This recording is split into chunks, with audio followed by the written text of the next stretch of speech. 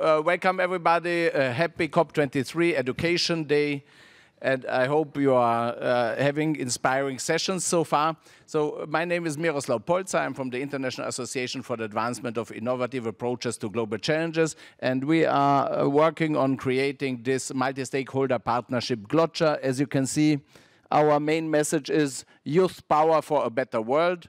And we believe that young people can do so much good for the world and for solving the climate crisis, but they need to be empowered. And innovative approaches are needed, climate literacy is needed, and there is technology need and also access to financial resources, which we will hear later on this panel. But I just wanted to briefly say hello on behalf of our organization as co-host, and we are delighted that these very well-established big players are so open to innovation to welcome us also in the Grand Coalition for Climate Action. So I think Jean-Paul, who is our next moderator, is back there trying to fix his presentation. So if you just give him a second, here he comes, he's running. Thank you. I'll see you again soon.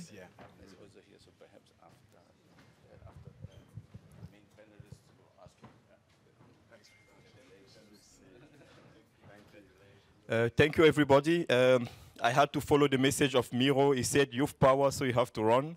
And I know there's one person in the room who started a campaign called Hurry Up for the Climate. So we all have to wear sport shoes so that we show that we are not having enough time to solve the climate crisis.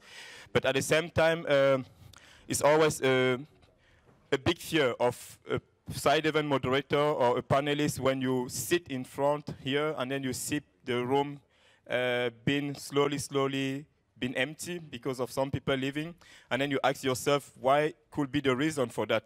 And then you always have to remember that people have to hurry up for the climate. So don't worry about that. And I'm very happy that you're all staying for the next panel. And I would like to invite exactly Timothy Damon, Danae Espinoza, and our friend Alex Wang. Please also join us. And of course, Jixin Ying from the Climate Youth Action Network.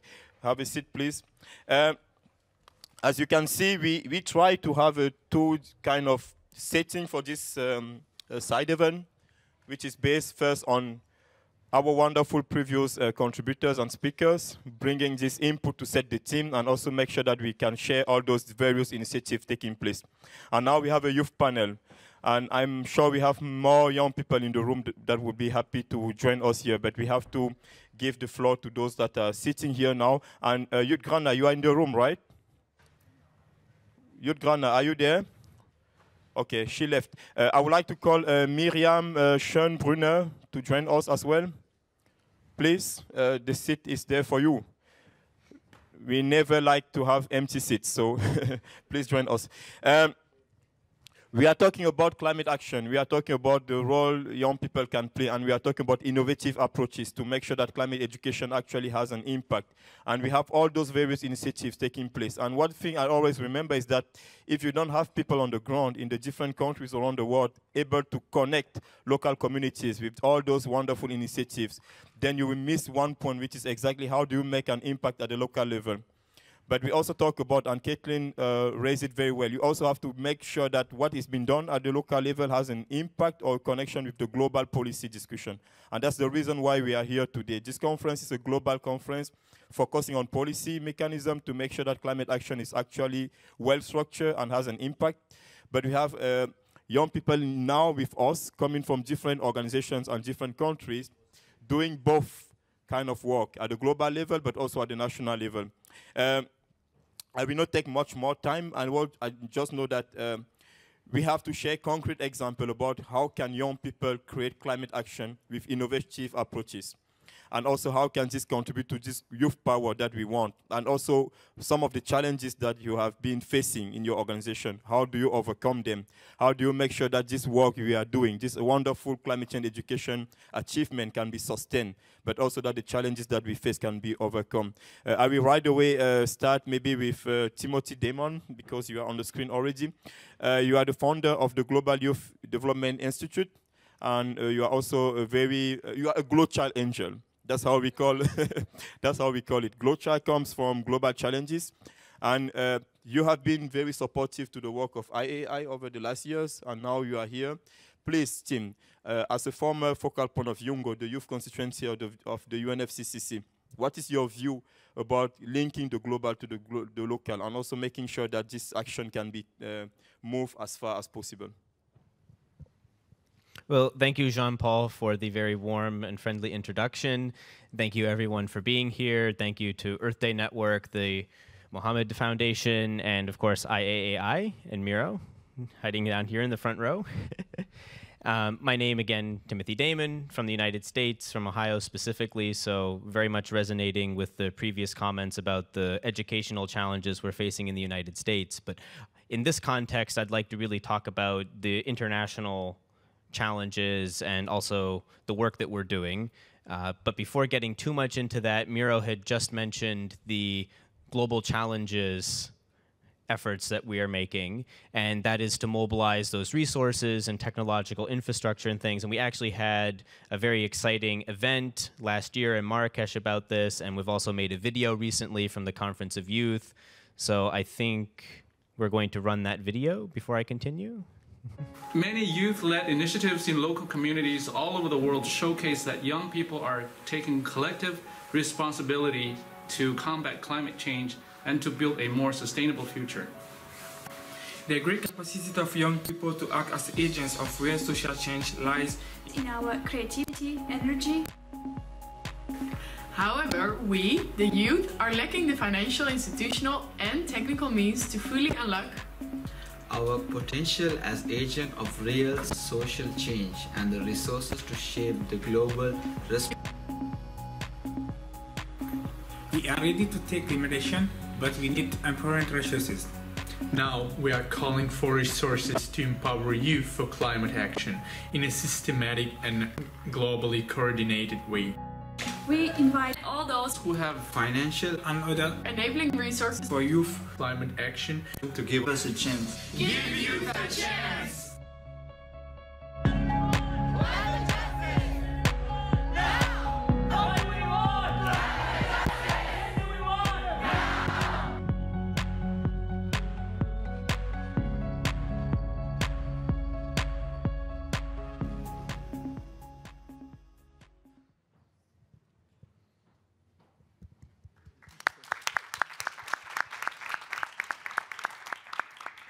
I was not involved at all in the making of that video, so a really big thank you to the IAAI folks who were able to put that together during the Conference of Youth.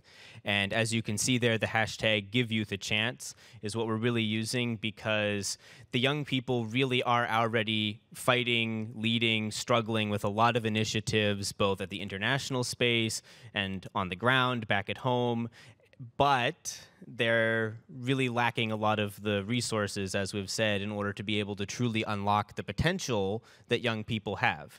And it's not enough that we just say, oh, hey, you out there, give us money, give the youth money. No, it needs to be done in a properly transparent, accountable, multi-stakeholder platform, such as GloCha. That's the reason Miro has ingeniously devised this concept of GloCha, which I was very fortunate to be brought into as a partner on, and make sure that there's really a good confidence that these funders would be able to have in these youth-led projects and initiatives, because there is a proper framework in place there.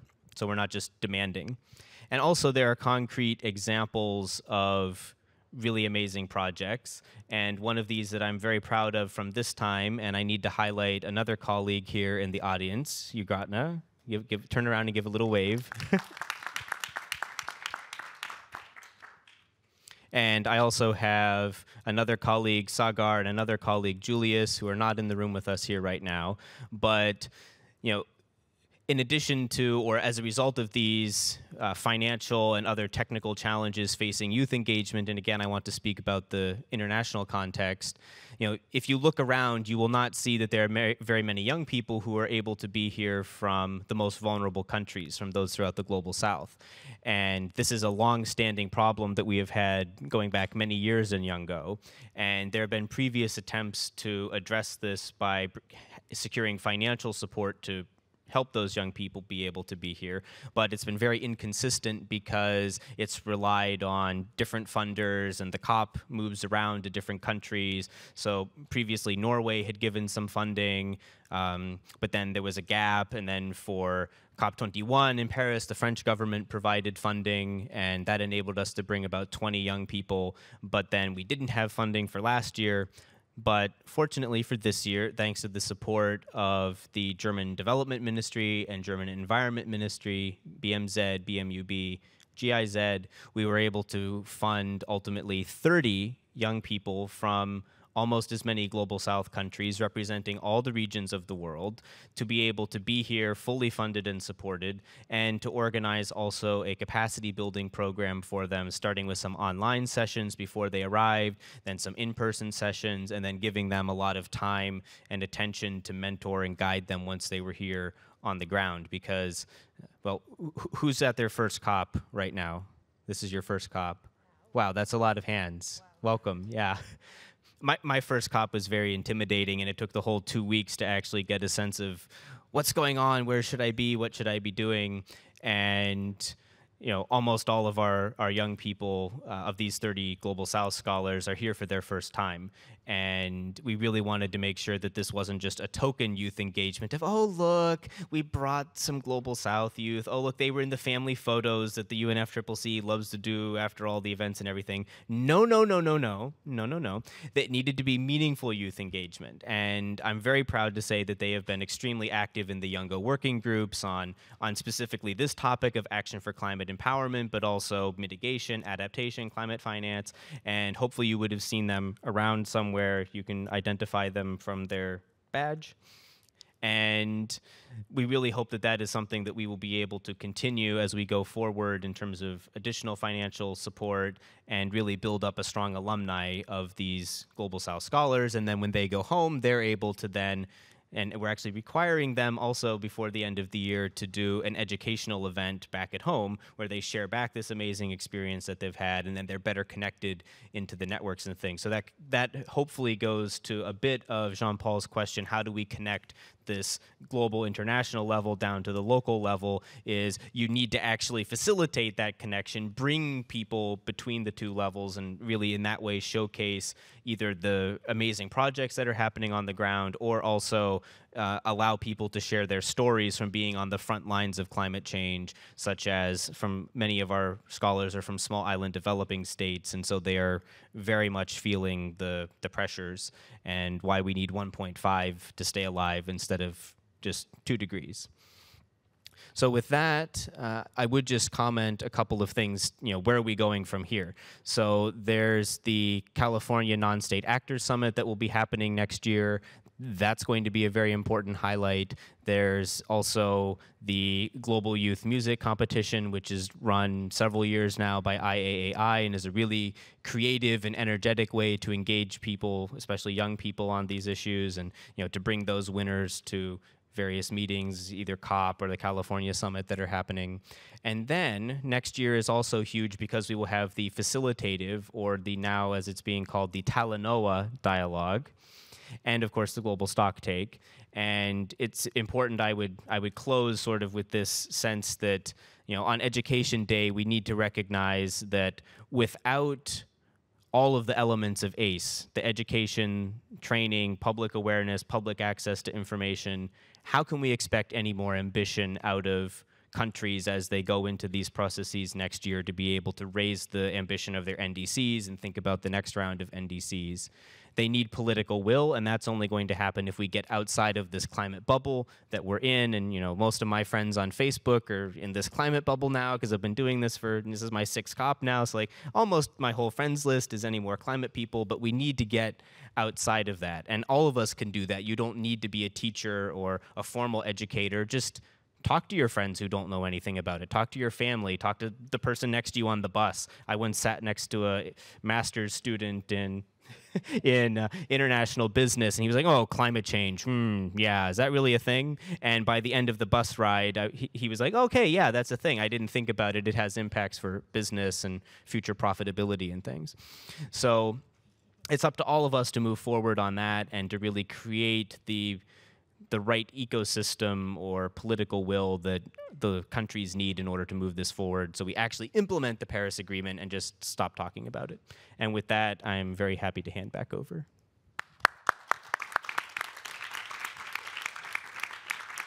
Yeah, thank you very much, Tim. I think having this concrete example of how Yungo has been advocating to bring young people from other regions to take part in this conference, which seem very complex from far, and also making sure that we link it with the mobilization of resources for global youth climate action is very key.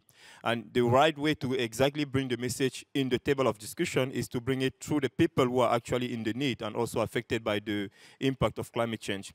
And I see also a concrete example about how those resources can be mobilized and also channeled to the local level. And we have our colleague, Qingqing, I hope I pronounce your first name or your last name correctly, Qingqing. And if not, you can correct me. You work with the China Youth Climate Action Network. And what you do exactly is to implement local projects in your country and having an approach related to education. I'm sure in the room we are interested to know more about the approaches that you have been using and how this has an innovative aspect. Could you please share a bit more about that? Okay, yeah. And I will ask for the presentation to be ready, please. Perfect. Okay. Thank you, my friend Jean-Paul, and welcome all to this event. And I'm Yin Ziqi from Beijing Normal University and also a member from the China Youth Climate Action Network. And COICAN is the first non-profit organization for youth aiming at the field of climate change in China. And the first time that I got to know this organization is through the Low Carbon Campus project. And next page, please. Oh, yeah. Oh. On the table, then yeah. Thank you. The green button. Oh, yeah.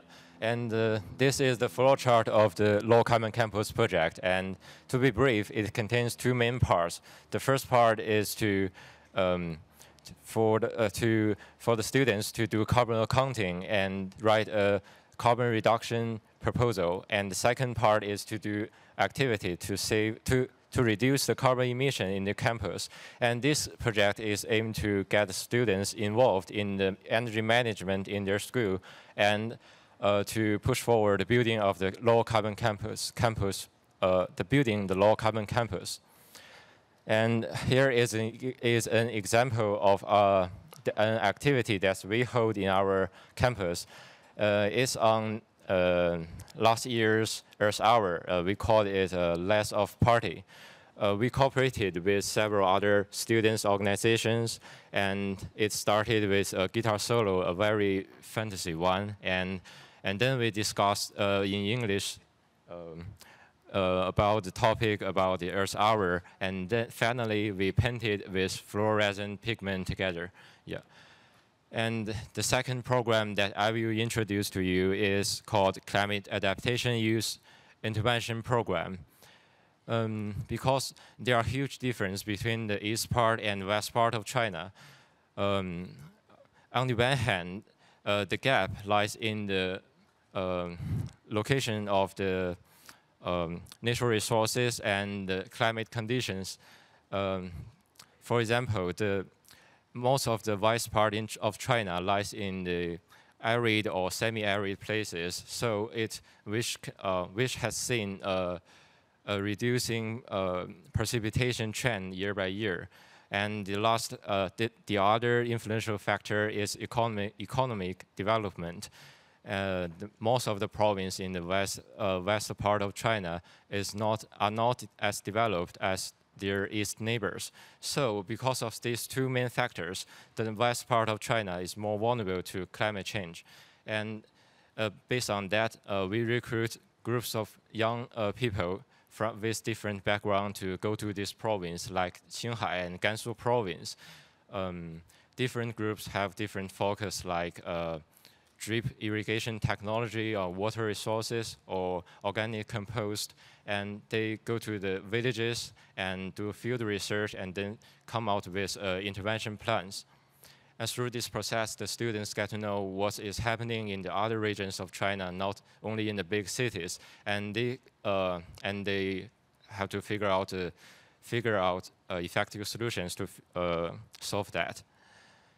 And finally, I have this precious opportunity to give a presentation here. Is another example. The COP China Youth Delegates is the first launched by COP23 since 2009. It aims to elect young people in China to get involved in the UNFCCC, to get involved in and get familiar with the climate change policy, and to show our attention and to come out with the effective solutions.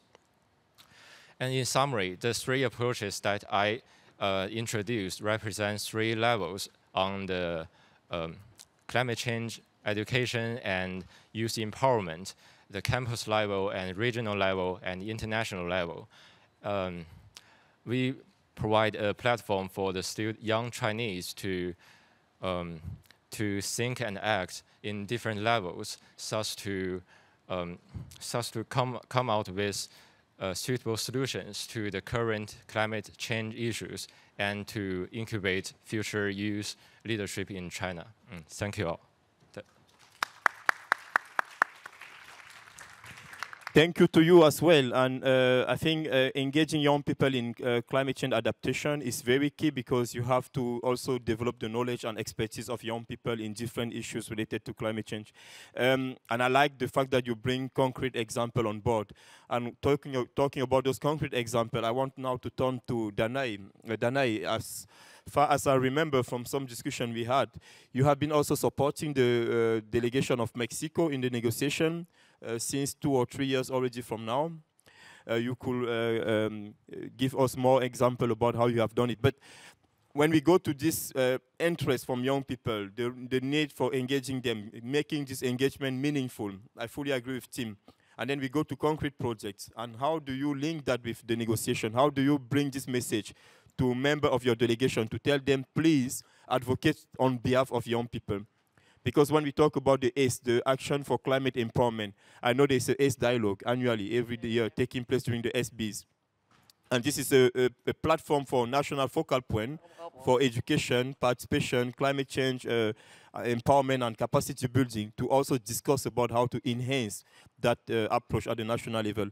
Do you have some concrete example related also to the role that you play as coordinator of the climate change, education, communication, and outreach stakeholder community, which is an official constituency now as part of the UNFCCC?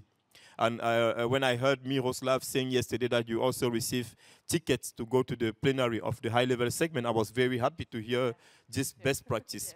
And it will be good to hear a bit from what you have been doing in the Latin America region, but also how do you bring that inside the negotiation? Yes, for sure. So I think everyone is like a little sleepy right now. So I think that we should stand up and make a little exercise to breathe. And something important is that it's a fact, a scientific fact, that if you speak more than 2 languages, your brain starts to be more open as well as more awake. So, well, I'm Mexican, so I speak Spanish. So I will prove yourselves that you will prove yourselves that you can speak Spanish too. So please stand up. Okay, so you have to say first, arriba. Oh, great. So when you say arriba, you will do this and take a deep breath. When I say abajo, repeat abajo. Great. You have to put your arms this, okay? So I will use the microphone. Sorry, I think I speak very So right now, arriba. Arriba. And take a deep breath. Breathe, breathe, breathe, breathe. And then abajo. Abajo. Okay. Let's do it again. Arriba. Arriba. Take a deep breath. Contain, contain, contain. Abajo. Abajo. Great. And one last time.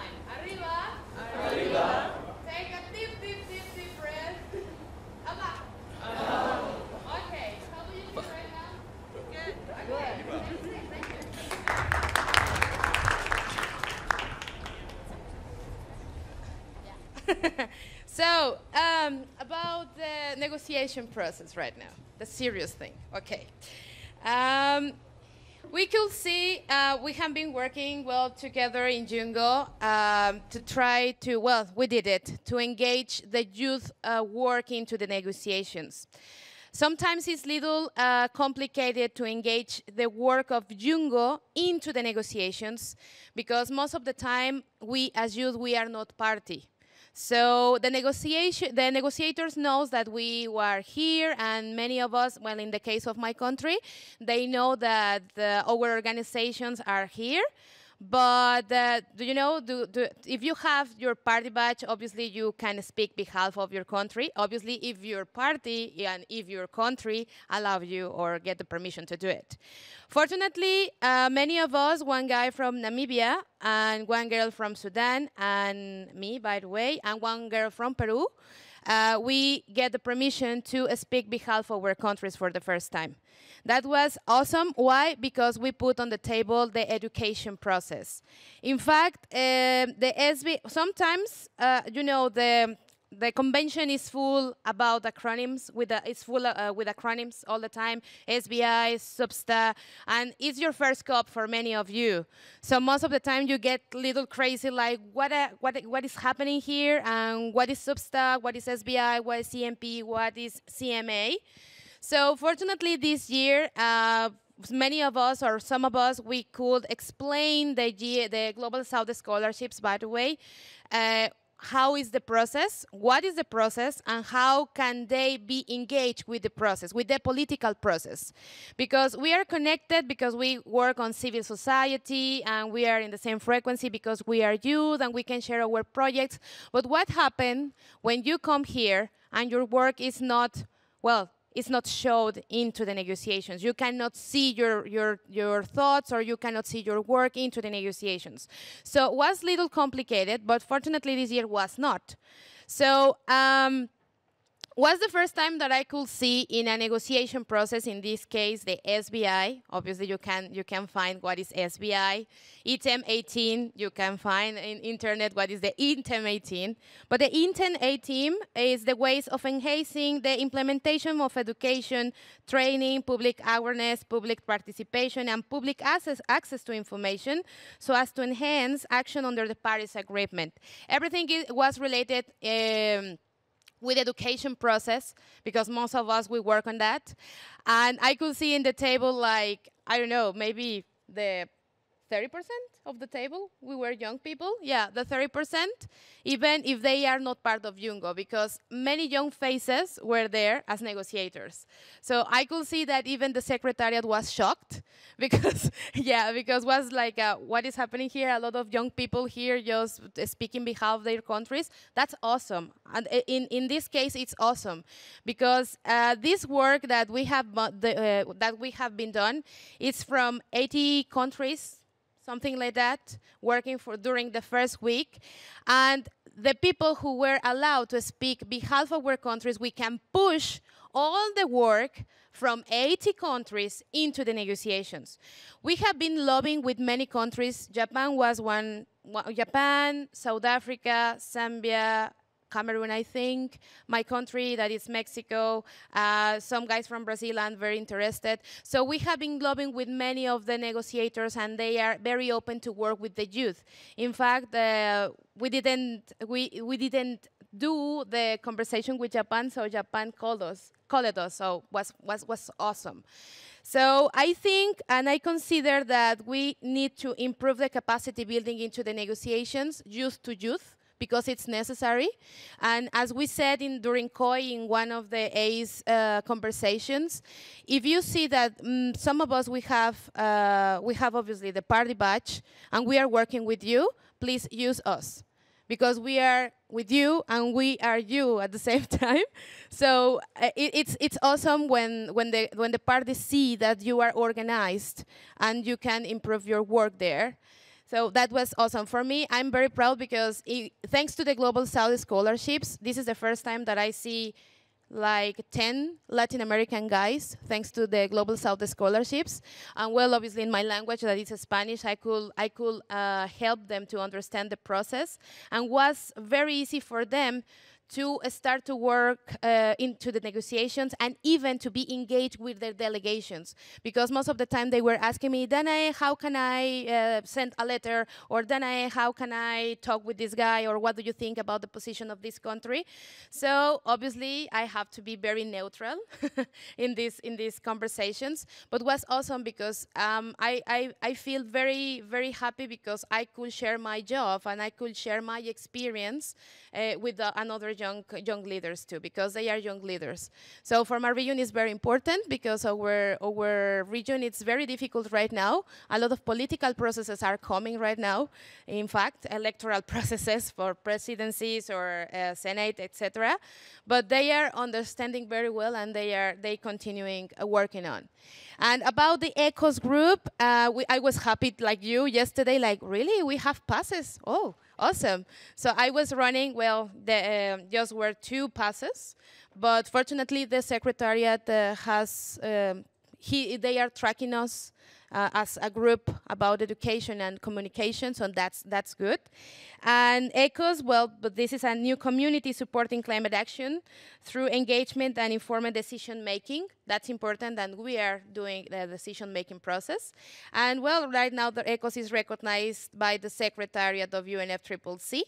And it is open to all individuals, by the way, and organizations that want to help to build community and capacity to minimize climate risk and maximize resilience. So from my side, that's it. And well, we have to keep pushing the capacity building into the youth, from the youth, or even not from the youth, just that. Thank you. I would like to do the Abraro, Areva, but I know we are going to do that at the end, and we will count on you to lead us once again. It's perfect to have this community, this platform where people can come together and then reflect a bit deeper about how to advance the agenda of education for climate change, and also think about the outreach and the communication aspect. But I also like the fact that you are part of you are the co-coordinator of CLIC, the Latin American and Caribbean Youth Climate Movement, because that's exactly what you have to do. You mentioned this mentorship approach. When there are new participants from your region who are totally new to the process, you take the time to train them, to explain to them, so that at the end of the day they have something to contribute to, because it's important for us. We had this funny discussion one day about COP tourists. It's not because we want to be tourists in this process. It happens because you get lost if you don't have support or orientation. And we have to avoid that because there's so much knowledge, there's so much support available. We just have to connect the people, make sure that they share the needs, and then we bring the input and the support we can provide, then it will work. And having this kind of space is absolutely needed. And I like the fact that we are all part of different initiatives and we all come together. I want to go to Miriam now. Miriam Schönbrunn, I hope I pronounce it well, thanks to my German knowledge. You come from Austria. You advocate in your country at the local level. This is your first COP, right? First COP, yeah.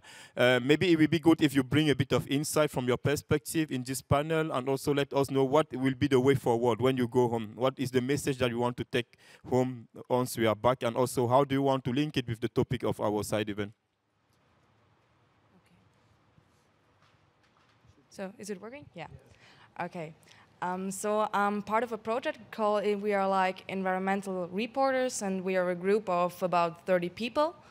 And yeah, we work together to raise awareness for climate change, and we run a blog and social media sites. And yeah, 2 people within this project, they have the opportunity to go to COP every year. So the people change every year. There are new people. And yeah, our main subject is to raise awareness among young people and break down this complex topic of climate change, that somebody who never engaged with this issue can relate to that. And yeah, I'm really inspired because I connected with a lot of the youngos, and I'm really inspired of their passion and their work they are doing. And I think it would be a great thing to engage, for instance, with Miro, and build or establish a platform in Austria that prepares young people for the COP, because something like that we don't have in Austria. And yeah. Thank you. Thank you, and welcome in the community of GloCha Angels. Yeah, I mean, it's needed. We have to develop initiative. We should not wait for policy makers to do the work for us. There's no time to lose. And also, hurrying up for the climate is a very key message. Alex, you are another GloCha Angel. Since, yeah, and you are already, I'm sure about that. Alex, you are the Secretary General of Youth Think Center in China. The SDG campaign run by young people has been one of the key highlights of the work you do, and I like this linkage. Climate action, SDG number 13, bringing it back to the SDG community, but also Youth Think Center has been very active in China, in the region, but also during the UNFCCC meetings. And I know you have a lot to offer. What are you doing in China in terms of climate education, action, empowerment, and also why do you think this is very relevant to bring the message up to the discussion in order to support the campaign, give youth a chance? Sure. Thanks so very much, Yang-Paul, for inviting. Before I start share, I want to share a small story with COP because we're both from China. And my first COP, when we talk about the first COP, my first COP that I come to Copenhagen with Isaac. And then the first 2 nights, I don't have a bed. And then COP has a huge delegation, you know, like in the history of the, COP, it's 40 Chinese there. And then they give me a bed for 2 nights. And I stayed there for 2 nights. And these 2 nights helped me to build a long life friendship with 2 men. There's one guy that he was a designer. He designed the logo of COP and also some program. And he's a really cool designer. He become, after that, 1 year later, I think, he become full-time, I think the first or second full-time Secretary General of COP. I think this is such an inspiration for me as well, because before that time, during that time, I was part-time to do all this work. And he told me that his experience in COP, because of COP, makes him think about that, how he contribute to climate change more. But before, he's a fantastic designer. But now, we have people from different backgrounds. They can contribute to climate change because they are young people. So this is somehow the background information I have together with COP, and then we have some program together before. And then for using, I'm thinking that for using, we focus on young people. So the first programs we have in the beginning years, the first big project we are having on social business. Together with Professor Yunus, he got Nobel Peace Prize 10 years ago, and then we will inspire him. And then when we have more capacity, we have become full-time, we get more capacity. I came in mind that we should do something with climate change. This kind of inspiration, actually from my friend Yufeng and also some other friends. All of them are from COP. Till now, I think that somehow we can call them, they retired from COP because it's like 5 years ago. Most of them already start to work full-time. But still, we keep really good connection there. So when we have get more support, we start to work on some climate change projects. There are a few things that we are working on now. We are using really different approach. The number one is that I know Miro, before we start climate change project, we work on some music contest together for Rio Plus 20. And then we think that the first part of work is that we work with Miro, we work with some movie makers, and also Connect for Climate from World Bank. We're using all this innovative approach for mobilizing more young people to be interested in climate change. Like music, movies, this is all one focus. We think this is very cool. And also this is a very good tool to communicate with general public. The second program we are working on climate change is that we are working with our big online media platform called NetEase. We are engaging some celebrities on climate change. I think the purpose we are talking about climate education, and we're talking about communicating with general public, is not that we are talking only to the people in this room. I think all these 20,000 or 25,000 people coming to COP, they are already advocate of climate change. They're already passionate about promoting climate change. The reason why is that we are here is that these 25,000 people should communicate with the rest of 7 billion, right? So this is why we work with NetEase, that we want to bring some people who has several million fans online.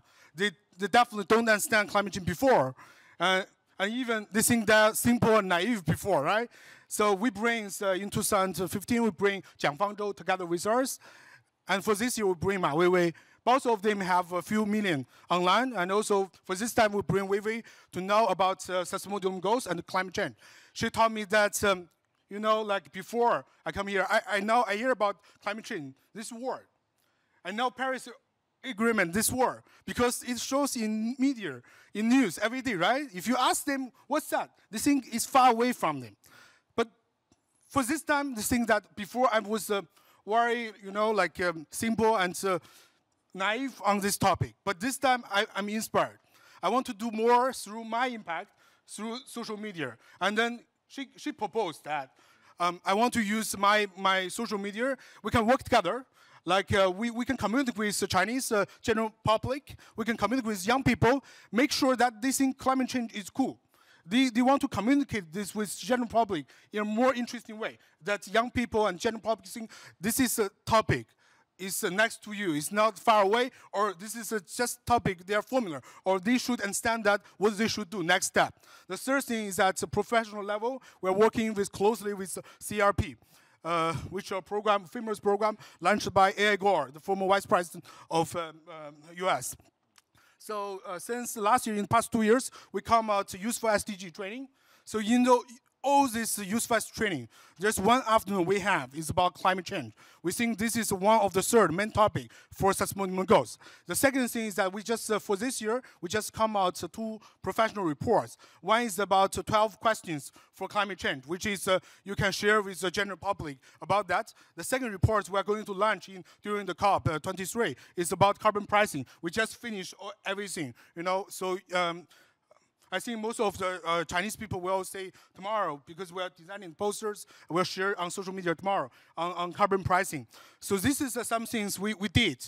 I'm thinking that there is some new things where we can do. There's one thing I think we can do very quick. One thing we just finished. For this one, we just finished the design of the logo, but we have to start most of things. Is that, So we want to link, we call use for climate. For this one, we already talked with UFCC, World Bank, IAAI, and also most of our partners. For this one, we think that we want to link climate change, how climate change affects the other 16 goals we have. So we want to connect this one with online technology. Back in China, we will do Chinese version first. And then we are looking forward to work with World Bank and UFCC to launch the English version for the world.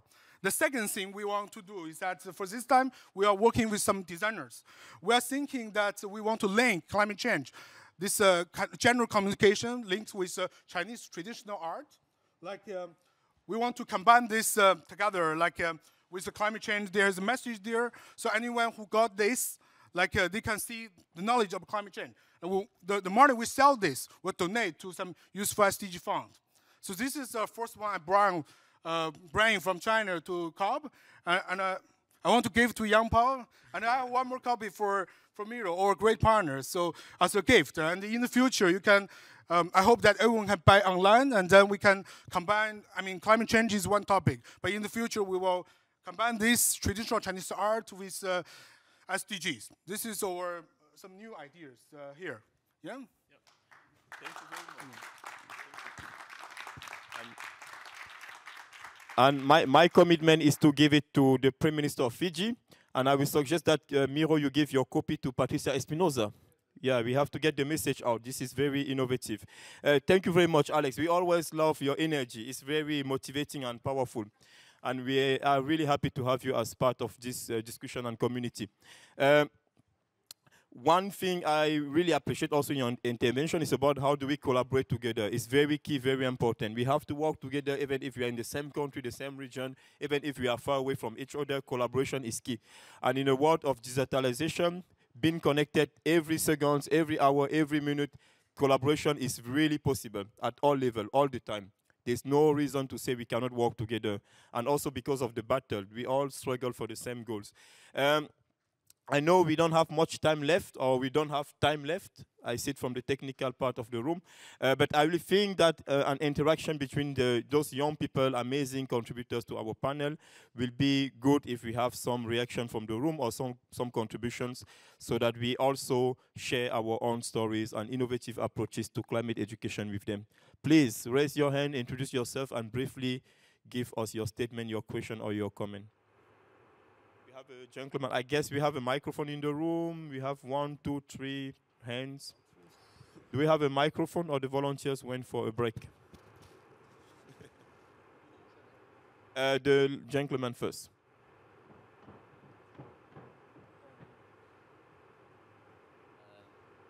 Hello, I'm from Ethiopia, and I should sit. I come from Ethiopia, and my name is Jodai Bezabe, as I've said. I come from a youth negotiation on climate change convention, which is an initiative by Addis Ababa University that is in our city, in our country. And my question comes back to is that there are a lot of youth initiatives and student organizations, but there is always a problem in interlinking them with each other and experience sharing with each other. I think Youth Power or GloCha Youth Empowerment Initiative is a great way to make interconnection, but I just heard that here for the first time. And what does that say? Because I am from South, as you said, from Ethiopia, from Africa, and if we knew, or people who are working on climate change and the youth knew about this, it would have been much more better and would have made a lot of change. So what I'm trying to say is, how are you trying to encourage young people to come to COP, or trying to make awareness through the experiences of other youth initiatives and people who came here? Thank you very much. Thank you to you too. And I will suggest to make the statement very short, because there will be another event starting in this room soon. And if we want an interaction, we have to be straight to the point. But thank you for your point. One more hand just over there. Thank you very much. I'm from South Africa. It's not a question, but a comment. I want to say that science-based knowledge or evidence is very important. But there's a need for all of us to couple that with indigenous knowledge. I've got many stories to tell about indigenous knowledge. It could take the whole day.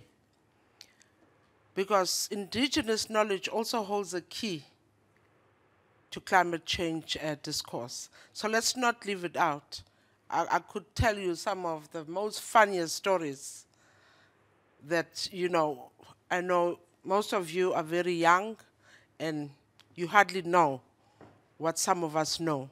You know, this morning I was sitting with some of them at a breakfast table. I asked them so many things that they didn't know, just about food. Do you know how to prepare this? I said, what's that? Do you know how do you eat this? They didn't know, simply because they are still, you know, the younger generation. So let's not divorce it from the solutions. Thank you. Thank you, madam. I have seen another, that's a very relevant comment also, and I'm hope there will be a reaction to that. So do we have another hand there? We will take the last one there, but before that, we take the last hand from this side. Victor, please. And I will encourage everyone to engage further with our panelists when we leave the stage, please. Thank you very much, Jean-Paul. My name is Victor, and I'm from Hungary, and I'm here with a youth organization called Climate. My question or my comment would be on Dana's point raised, this ecos. So if I understood this right, this can be seen as a very innovative thing in the UNFCCC process. It's not a constituency, but a network, right? And you said it's open only to individuals. Not only, okay, so my question is how can this ecos can be joined, or how is it open to people who are at the COP or not at the COP? Thank you, Victor. And the last question, please. Okay, thank you very much. I would like to start by introducing myself. My name is Yared. I'm from Ethiopia as well. My colleague Jodahe also explained a little about us. We came from Ethiopia with the national delegation, representing youth. I'm really inspired with you youngsters.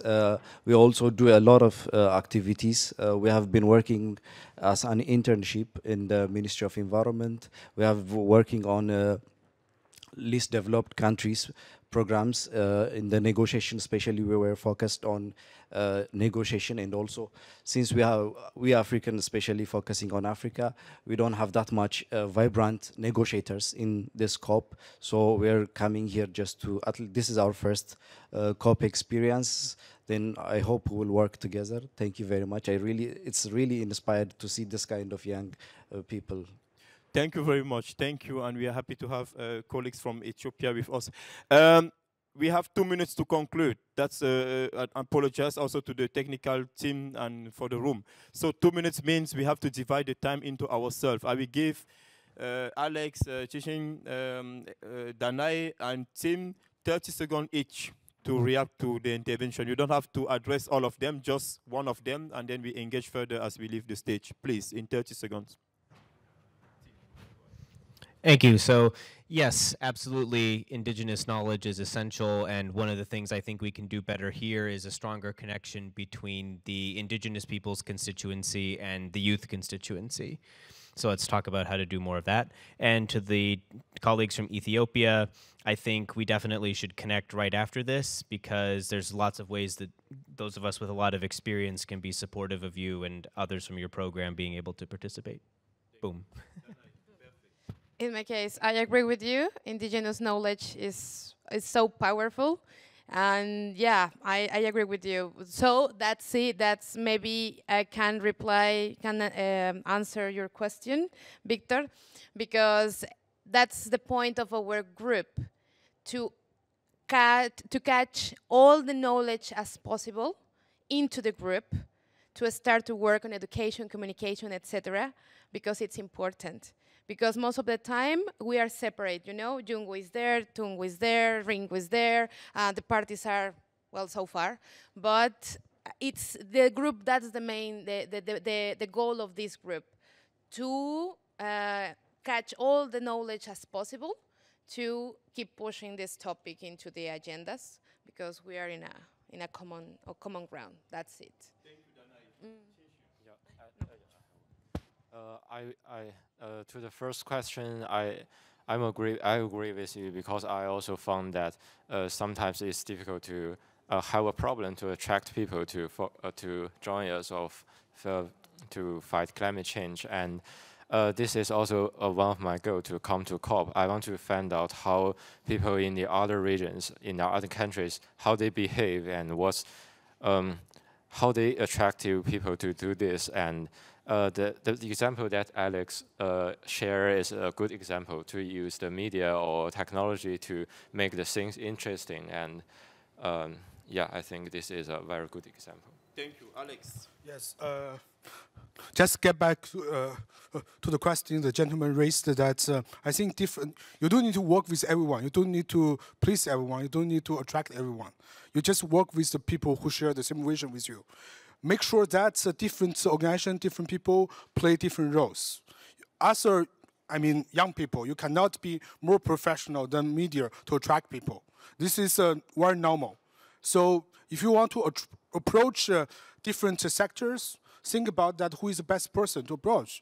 If I want to approach blockchain technology network, I will approach Miro. I don't do that because I don't understand. I think this is cool, this is amazing, this is the future, but I don't understand. But I know that Miro is a great person who have this kind of network, I will talk with him, I will work with him. So work with the people you like, work with the people who share the same idea with you. And then make sure that everyone function by themselves, and then we have win-win cooperation. This is my point.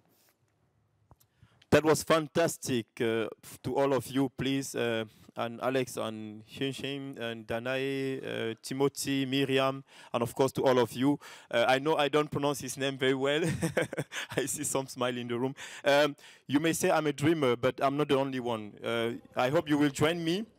So that the world could be a better place. That are some wisdom words from John Lennon in the song Imagine. They are not coming from me. I'm not that smart.